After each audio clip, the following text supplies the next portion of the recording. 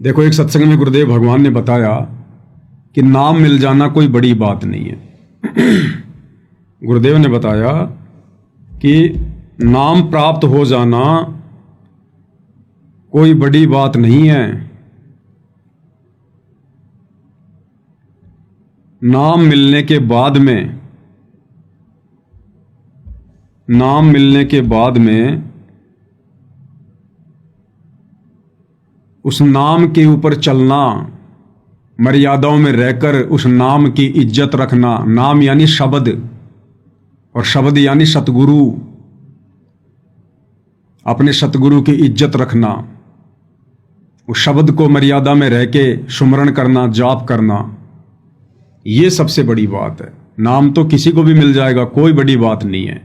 इस नाम की कोई फीस नहीं है, कोई योग्यता नहीं है। मालिक को पता है कि कितनी क्या मर्यादा निभा सकते हैं, और नाम तो परमेश्वर सहज में दे देते हैं।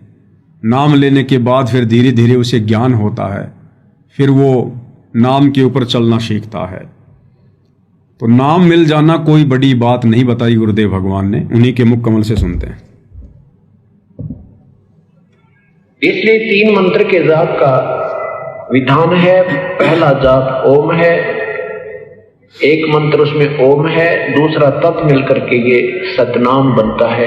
इसी को अजप्पा जाप भी कहते हैं, जो श्वासों से सिमरण होता है। ये शब्द तत् मंत्र जो है गुप्त है, ये सांकेतिक है,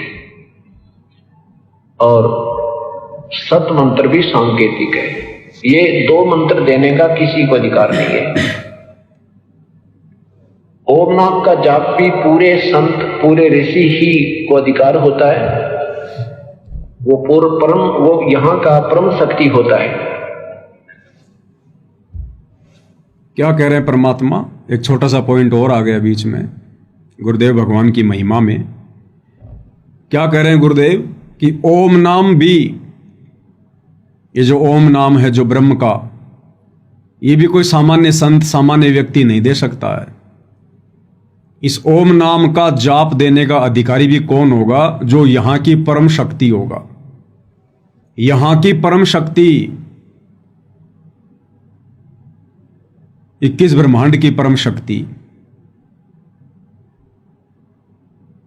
तो भाई और बहनों, आज ओम नाम का जाप देने के अधिकारी इस पृथ्वी पर कौन है? आप और हमें तो भली भांति पता है, परमेश्वर रामपाल जी हैं। इनके अलावा तो कोई नाम देने का अधिकारी है ही नहीं संसार में। ये जितने भी आचार्य, शंकराचार्य, संत, महंत, ये सब केवल अपने जीवन को नरक के रास्ते पर लेके जा रहे हैं, और अपने फॉलोअर के जीवन को नरक के रास्ते पर लेके जा रहे हैं। इन्हें अधिकार है ही नहीं किसी को दीक्षा देने का। ओम नाम की दीक्षा देने का अधिकारी भी वही है जो यहां की परम शक्ति हो। तो आज पूरे विश्व में ओम नाम देने के अधिकारी भी सतगुरु रामपाल जी हैं। तो यहां की परम शक्ति कौन हुई? सतगुरु रामपाल जी। अब आप कहोगे 21 ब्रह्मांड की परम शक्ति तो भाई काल है, ब्रह्म है, फिर सतगुरु रामपाल जी कैसे? ये ओम नाम कोई ब्रह्म ने पैदा थोड़ी किया है कि भाई मेरा ओम नाम है, तुम इसका जाप करो। ये ओम नाम उसको दिया किसने? असल में ओमकार कौन है? सबसे बड़ा ओम कौन है? ओमकार कौन है? आप और हम सभी भगत भाई बहन दोपहर के समय परमेश्वर की असुर निकंदन रमेणी करते हैं, और रमेणी में मंगलाचरण के बाद में सबसे पहली लाइन क्या आती है? सत्य पुरुष समरथ ओंकारा। सत्य पुरुष समरथ ओंकारा। और सबसे बड़ा ओम भी कबीर भगवान है, सत्य पुरुष है, अदली पुरुष कबीर हमारा। इस ब्रह्म को, काल को, ज्योति निरंजन को ओम नाम किसने दिया? कबीर भगवान सतगुरु रामपाल जी ने दिया। इसलिए गुरुदेव भगवान कह रहे कि ओम नाम देने का अधिकारी भी यहां की परम शक्ति है। कोई ओम नाम नहीं दे सकता। ये सत्य पुरुष समरथ ओंकारा, अदली पुरुष कबीर हमारा। तो क्या कह रहे हैं गुरुदेव कि ओम नाम देने का अधिकारी भी यहाँ की परम शक्ति होती है, अर्थात सतगुरु रामपाल जी ही परम शक्ति हैं तीनों लोकों में। ये तो केवल इनके नौकर हैं। 21 ब्रह्मांड का स्वामी काल एक नौकर बैठा रखा गुरुदेव भगवान ने यहाँ। 7 संख ब्रह्मांड का स्वामी अक्षर पुरुष एक नौकर बैठा रखा गुरुदेव ने। इसी असुर निकंदन रमेणी में गुरुदेव भगवान क्या कहते हैं? परमात्मा कहते हैं कि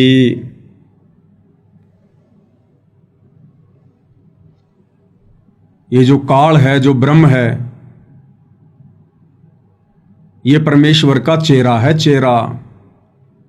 धर्मराय आदि युगादि चेहरा, सुर असुरों का करे निबेरा। ये जो धर्मराय है, जो काल है, ये आदि युगादि चेहरा, ये परमेश्वर का नौकर है सदा से।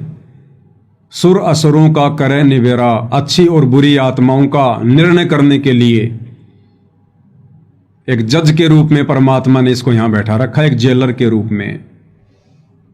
क्योंकि ये जो 21 ब्रह्मांड है, ये सतलोक की जेल है। जो आत्मा सतलोक में गलती करती है उसको सजा के लिए यहां 21 ब्रह्मांड में भेज दिया जाता है। ये काला पानी की सजा है। और यहां का एक जेलर बना दिया गुरुदेव ने, एक नौकर छोड़ दिया अपना। काल ब्रह्म धर्मराय आदि युगादि चेहरा और सुर असुरों का करे निबेरा, जो यहां पर सबको कर्मानुसार दंड देता है। तो सबसे बड़ी परम शक्ति स्वयं सतगुरु रामपाल जी भगवान, कबीर परमात्मा। देखो भाइयों और बहनों, इस ब्रह्म को जो ओम मंत्र दिया, ये भी कबीर भगवान सतगुरु रामपाल जी ने दिया। तो ये ओम मंत्र भी वैसे रियल में, असल में कबीर भगवान सतगुरु रामपाल जी का ही है, उन्होंने दिया। उसके बाद परमात्मा श्री ब्रह्मा जी को मिले, फिर उन्होंने ब्रह्मा जी को ओम मंत्र का जाप दिया। ब्रह्मा जी को तो उससे पहले पता ही नहीं था ओम क्या है। दिया किसने ओम नाम का जाप? हम तो कह देते हैं कि ओम नाम का जाप ब्रह्मा जी का है। अरे ब्रह्मा जी को दिया किसने? कबीर भगवान सतगुरु रामपाल जी ने, अग्नि ऋषि के रूप में, किसी युग में जोगजीत के रूप में, कभी सहजदास के रूप में जाते हैं परमात्मा। फिर विष्णु जी को परमात्मा ने हरियम नाम दिया। तो हरियम नाम कोई विष्णु जी ने पैदा थोड़ी किया, दिया किसने? कबीर भगवान ने गुरु रूप में। तो मंत्र किसका हुआ हरियम? कबीर भगवान का, सतगुरु रामपाल जी का। इसी प्रकार उन्होंने गणेश जी को किलियम दिया। तो गणेश जी ने थोड़ी पैदा किया किलियम, दिया किसने? कबीर भगवान सतगुरु रामपाल जी ने। तो असल में यह मंत्र है किसका? सतगुरु रामपाल जी भगवान का। ऐसे ही सोहम मंत्र परमात्मा ने शिव जी को दिया। तो देने वाला कौन? कबीर भगवान सतगुरु रामपाल जी। तो भाइयों और बहनों, जिसको शतनाम मिला हुआ है वो भाई बहन प्रथम नाम को हल्के में ना लें कि भाई ये प्रथम नाम तो देवी देवताओं के हैं। ये सातों के सातों नाम कबीर भगवान सतगुरु रामपाल जी के हैं। सातों के सातों नाम। हाँ, इनके कार्य अलग अलग हैं, इन मंत्रों के, इनसे लाभ अलग अलग मिलता है। जिस प्रकार भारत सरकार अपने सैनिकों को, किसी को तो एक रिवॉल्वर देती है, किसी को AK-47 देती है, किसी को गोला बारूद देती है, किसी को लड़ाकू विमान देती है, किसी को मिसाइल देती है, किसी को परमाणु हथियार देती है। तो वो दे कौन रही है? भारत सरकार दे रही है। अब वो पिस्तौल अपने लेवल का काम करेगी, परमाणु बम अपने लेवल का काम करेगा, लड़ाकू विमान अपने लेवल का काम करेगा, और उनको चलाने वाले भी अलग अलग होंगे। वो भारत सरकार नहीं चलाएगी, जिनको अधिकारी नियुक्त किया गया है वो लोग उनका प्रयोग करेंगे। तो इसी प्रकार ये जितने भी मंत्र हैं जो इन देवी देवताओं को प्रदान किए गए हैं, ये सच्ची सरकार सतगुरु रामपाल जी भगवान ने प्रदान किए हैं। और इन देवताओं को परमात्मा ने यहाँ का अधिकारी बना दिया। जिसका जैसा सामर्थ्य है उस हिसाब से परमेश्वर ने इनको ये मंत्र प्रदान कर दिए। तो सतनाम मिलने के बाद में जैसे गुरुदेव भगवान हमें कहते हैं कि बच्चों, सतनाम की प्राप्ति के बाद में हमने सतनाम का ज्यादा सुमरण करना चाहिए, ज्यादा से ज्यादा। प्रथम नाम की भले हम 1 या 2 ही माला कर लें, लेकिन सतनाम मिलने के बाद में प्रथम नाम से ज्यादा महत्व हमने सतनाम को देना है। इसका मतलब ये नहीं है कि प्रथम नाम को हल्के में लेना है, नहीं। भले ही हम 1 ही माला करें प्रथम नाम के सतनाम मिलने के बाद में, लेकिन वो 1 माला भी बड़ी श्रद्धा से, जो विधि गुरुदेव ने बताई है, सुरती नृत्य और मन के साथ में, ये सोचकर कि ये मंत्र वास्तव में मेरे परमात्मा के हैं, मेरे गुरुदेव भगवान के हैं। इन मंत्रों का सुमरण भी मेरे गुरुदेव भगवान का सुमरण है, मेरे परमात्मा का सुमरण है। अगर मेरे परमात्मा, मेरे गुरुदेव भगवान ये मंत्र इन देवी देवताओं को प्रदान ना करते, इनके ऊपर दया ना करते, तो ये देवी देवता कहां से हमारे को लाभ देते। जड़ अगर पूरे पेड़ को पोषण ना देती तो टहनियां कहां से होती, टहनियां नहीं होती तो फिर फल किसके लगते। तो मैन कौन हुआ? जड़, जो प्रोक्ष है, गुप्त है, जड़ से खाद लेकर, पानी लेकर पूरा पेड़ अपना विकास कर पाया है।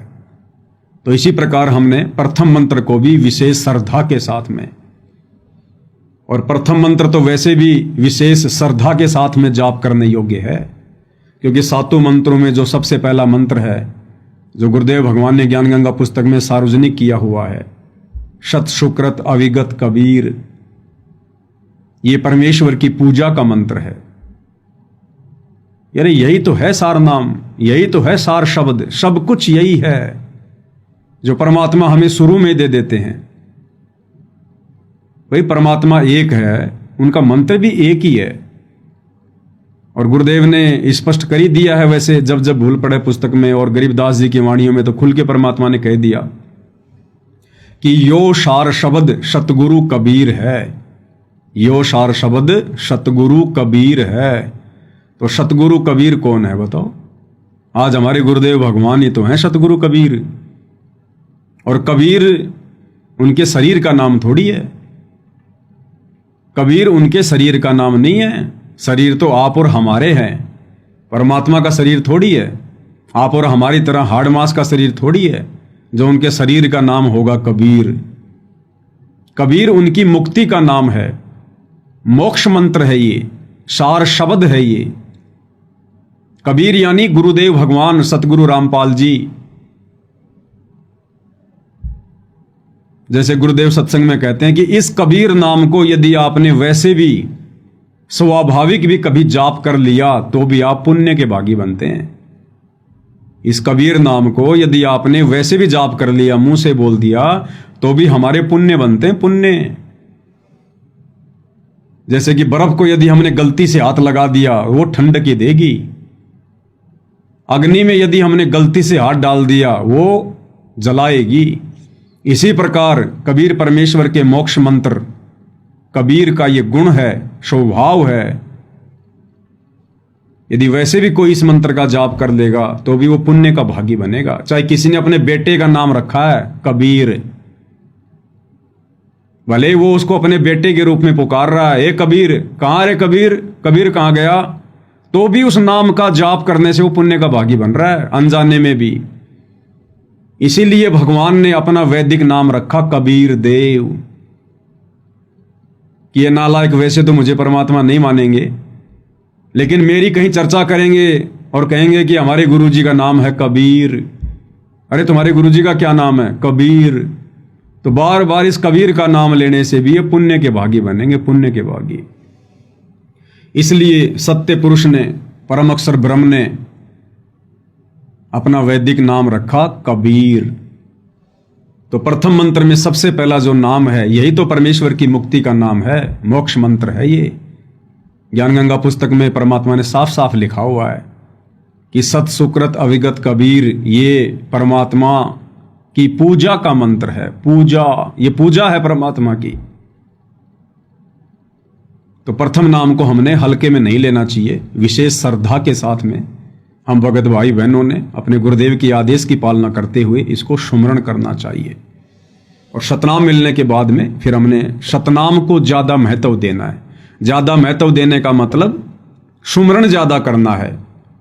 इंपॉर्टेंस तो दोनों की बराबर है, लेकिन फिर हमने सुमरण ज्यादा सतनाम का करना है, क्योंकि सतनाम के जाप से फिर हमारे कुछ विशेष जो पाप कर्म है वो कटने शुरू हो जाते हैं। तो परमात्मा यहां क्या कह रहे हैं कि ये ओम मंत्र देने का अधिकारी भी यहां की परम शक्ति है, परम शक्ति। तो देख लो आज वर्तमान में ओम नाम का जाप कौन दे रहा है, तो हमारे गुरुदेव भगवान कौन हुए। भाई और बहनों, प्रमाण ही प्रमाण हैं, सबूत ही सबूत हैं, लेकिन है सारे संकेतों में, हैं सारे संकेतों में। इसलिए गुरुदेव भगवान कहते हैं, सब सुमरे अपने अनुमाना तो गति लखी न जाए, और कहे कबीर कृपया कर जन पर ज्यों की त्यों समझाए। अपने अपने हिसाब से ज्ञानी बनेंगे तो कुछ नहीं समझ पाएंगे। जिस पर गुरुदेव भगवान रजा करेंगे वही आत्मा समझ सकती है, समझा सकती है। तो क्या कह रहे हैं गुरुदेव, ओम नाम का जाप देने का अधिकारी कौन है? पूरे ऋषि ही को अधिकार होता है।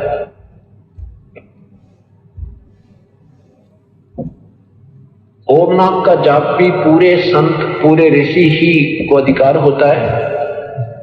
वो पूर्व परम, वो यहाँ का परम शक्ति होता है, परम शक्ति।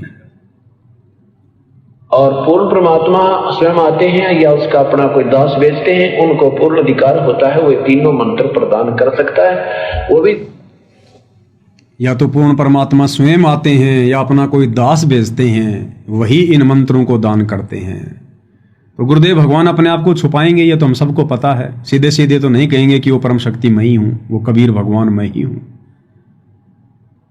तो 21 ब्रह्मांड की परम शक्ति ही ये मंत्र दान कर सकती है। अब बताओ भाई और बहनों, फिर हम कैसे मान लें कि सतगुरु रामपाल जी मां के गर्भ से आए हैं? कैसे माने हम? 21 ब्रह्मांड की जो परम शक्ति है, वैसे डॉक्यूमेंट्री शास्त्रों में, कागजों में इस काल को बताया गया, 21 ब्रह्मांड के स्वामी ज्योति निरंजन को। अब भाई और बहनों, क्या आपने किसी शास्त्र में सुना है, पढ़ा है? क्या आपने गुरुदेव भगवान के किसी सत्संग में सुना है कि इस काल का मां के गर्भ से जन्म होता है? मरता तो ये भी है, जन्म तो ये भी लेता है। जब 21 ब्रह्मांड का विनाश होता है तो काल और दुर्गा भी मरते हैं, इनका भी शरीर छूटता है। क्या कभी गुरुदेव भगवान ने बताया इनके माता पिता कौन है? क्या बताया गुरुदेव ने? जब ये काल और दुर्गा दोनों अपना शरीर छोड़ते हैं, और इनका शरीर बड़ी दुर्गति से छूटता है, दुर्गति से, जैसे सर्प अपनी केंचली छोड़ता है दुखी हो होकर, ऐसे ही इनका शरीर छूटता है। ये बड़े दुखी होते हैं, बड़े परेशान होते हैं, कायल हो जाते हैं ये। और उसके बाद कबीर भगवान सत्य पुरुष सतगुरु रामपाल जी के आशीर्वाद से, उनके वरदान से काल और दुर्गा को पुनः शरीर मिलता है, युवा शरीर मिलता है इन दोनों को, युवा शरीर। इन दोनों को युवा शरीर मिलता है। ये किसी मां के गर्भ से जन्म लेकर पैदा नहीं होते काल और दुर्गा। क्या कह रहे हैं गुरुदेव भगवान, थोड़ा सुन लेते हैं एक बार। ब्रह्मा जी के 50 वर्ष पूरे हो चुके हैं, 51वां चल रहा है, वो 51 भी पूरे, शेष 49 भी पूरे होंगे और ब्रह्मा जी की मृत्यु होगी। फिर 7 ब्रह्मा की मृत्यु के बाद एक विष्णु की मृत्यु, 7 विष्णु की मृत्यु के बाद एक शिव की मृत्यु। ऐसे 70,000 बार ये इनकी जन्म मृत्यु एक हो लेगी। किसकी? शिव की। तो उस समय 49,000 बार तो विष्णु मर चुका होगा, और 49 को 7 से गुणा कर लो, 3 अरब कुछ 63 बार जो है जो ब्रह्मा मर चुका होगा। तब एक ब्रह्मांड नष्ट होगा और ब्रह्मलोक में रहने वाला ये काल मरेगा, ये इसकी मृत्यु होगी। फिर ये दूसरे लोक में, दूसरे ब्रह्मांड में चले ले जाएगा सारी सृष्टि के प्राणियों को, और वहां कर्म परमात्मा की जो कर्म परमेश्वर ने इसके विषय में लिखा बनाया है सिस्टम, उसके आधार से ये फिर पुनर्जन्म होगा, इसका भी और दुर्गा का भी। पुनर्शरीर धारण करेंगे अपनी इच्छा से, जैसे शब्द शक्ति से। कैसे शब्द धारण करेंगे ये दोनों? परमात्मा ने एक वरदान दे रखा है इनको, ये पुनः अपनी इच्छा से शब्द शक्ति से शरीर धारण करते हैं दोनों। काल और दुर्गा बार बार मरते हैं, लेकिन किसी मां के गर्भ से जन्म लेकर उत्पन्न नहीं होते। अब सोचो भाई और बहनों, 21 ब्रह्मांड की परम शक्ति काल और दुर्गा, जब ये काल भी मां के गर्भ से जन्म लेकर पैदा नहीं होता, जन्म नहीं लेता, तो सतगुरु रामपाल जी भगवान जो इस काल के बंध से हमें छुड़वाएंगे, छुड़वाने के लिए आए हैं। अरे काल के बंध से कौन छुड़वा सकता है? जो काल से बड़ा होगा, जो काल से परम शक्ति होगी, काल से सर्वश्रेष्ठ जो शक्ति होगी, वही तो हमें काल के जाल से मुक्त करवाएगा। और जब ये काल ही मां के गर्भ से जन्म लेकर उत्पन्न नहीं होता, तो वो परम शक्ति सतगुरु रामपाल जी भगवान जो काल के सिर पर पैर रखवा कर हमें शतलोक लेकर जाएंगे, क्या वे सतगुरु रामपाल जी भगवान मां के गर्भ से जन्म लेकर आएंगे? ये कॉमन सेंस की बात है, कॉमन सेंस की बात है।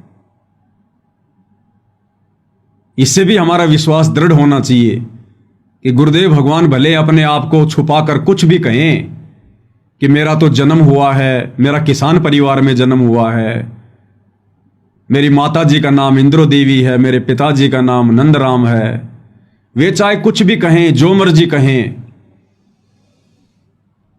लेकिन आप और हमारे लिए क्या गाइडलाइन है?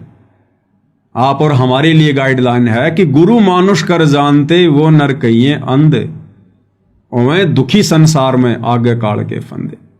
आप और हमने गुरु को मानुष मानने की गलती नहीं करनी, क्योंकि जो मां से जन्म लेता है उसको मानुष कहते हैं। तो विचार करने की बात है, जब ये काल ही मां के गर्भ से जन्म नहीं लेता, ये दुर्गा ही मां के गर्भ से जन्म नहीं लेती, तो काल और दुर्गा से ऊपर जो परम शक्ति, जो इस ओम नाम के जाप को देने की अधिकारी है, इस ब्रह्मांड की परम शक्ति, क्या वो मां के गर्भ से जन्म लेकर आएगा? इसलिए जो भगत भाई बहन अपने गुरुजी के विषय में ऐसी घटिया सोच रखते हैं कि गुरुजी का जन्म हुआ है, वो भक्ति योग्य भगत नहीं है, वो भक्ति योग्य प्राणी नहीं है, मोक्ष के अधिकारी प्राणी नहीं है वो। तो परमेश्वर ने क्लियर किया है, बिल्कुल सत्संगों में सारे भेद छुपा रखे हैं गुरुदेव भगवान ने, कोई कमी नहीं छोड़ रखी मालिक ने। तो क्या कह रहे हैं परमात्मा? पूरे संत पूरे ऋषि ही को अधिकार होता है, वो पूर्व परम, वो यहाँ का परम शक्ति होता है, परम शक्ति।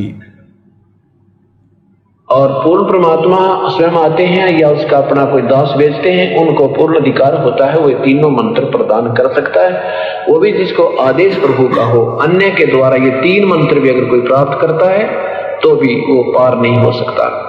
इन तीनों मंत्रों के प्राप्त होने के उपरांत भी अगर कोई आप मर्यादा भंग कर दोगे, नियम में नहीं रहोगे, तो भी आप फेल हो जाओगे। ऐसा तीनों मंत्र प्राप्त करने के बाद भी यदि आप कोई नियम भंग कर दोगे, मर्यादा तोड़ दोगे, आपकी श्रद्धा में कोई कमी रही, यदि आपने गुरु को मानुष माना, गुरु के अलावा किसी और में परमात्मा देखा, तो भी हम यहीं रह जाएंगे। और आगे फिर गुरुजी क्या कह रहे हैं? परमेश्वर कह रहे हैं कि नाम मिल जाना कोई बड़ी बात नहीं है। पर अपॉइंटमेंट होगी तो फिर वो डिसमिस ना होगा। तो ये अनजानपने हम कर करके अभी फेल होते रहे। हमने अंतिम श्वास तक मर्यादा में रहते हुए अपनी मजदूरी करनी है, तभी हमें ये मजदूरी का प्रतिफल मिलेगा, नहीं तो अब्सेंट लग जाएंगी और तनख्वाह मिलेगी उस दिन बहुत कम पैसे मिलेंगे। इसलिए हमें सावधानी बहुत रखनी पड़ेगी। नाम ले लेना कोई बड़ी बात नहीं, क्या कह रहे हैं गुरुदेव? नाम ले लेना कोई बड़ी बात नहीं। ध्यान से सुन लो, रखनी पड़ेगी। नाम ले लेना कोई बड़ी बात नहीं, क्योंकि आपके पुण्य बहुत अच्छे हैं जो परमात्मा ने स्वीकार किया। उपदेश मिल गया, उसके बाद मर्यादा बहुत जरूरी है, बहुत आवश्यक है।